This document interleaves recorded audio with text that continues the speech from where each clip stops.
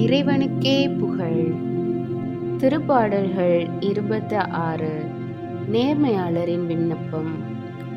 ஆண்டவரே, நான் குற்றமற்றவன் என்பதை அறிவியும், ஏனெனில் என் நடத்தை நேர்மையானது. நான் ஆண்டவரை நம்பினேன், நான் தடுமாறவில்லை.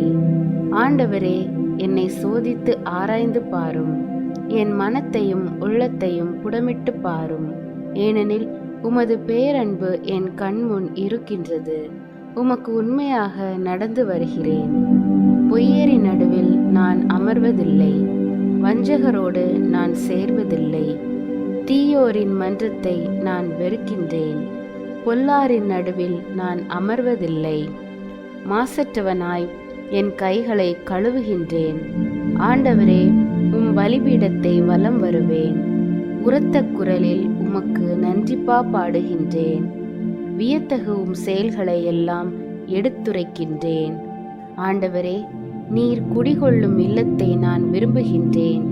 உமது மாட்சி தங்கியுள்ள இடத்தை நான் விரும்புகின்றேன். பாவிகளுக்கு செய்வது போல் என் உயிரை பறித்து விடாதீர். கொலை வெறியர்களுக்கு செய்வது போல் என் வாழ்வை அழிந்து விடாதீர்.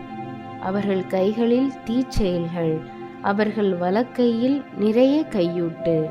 நானோ மாசற்றவனாய் நடந்து கொள்கின்றேன். என்னை மீட்டருளும், எனக்கு இறங்கியருளும். என் கால்கள் சமமான தளத்தில் நிற்கின்றன. மாபெரும் சபையில் ஆண்டவரை புகழ்ந்திடுவேன். இறைவன் உங்களுக்கும் உங்கள் குடும்பத்திற்கும் அமைதியையும் ஆசீர்வாதத்தையும் அருள்வாராக. ஆமென்.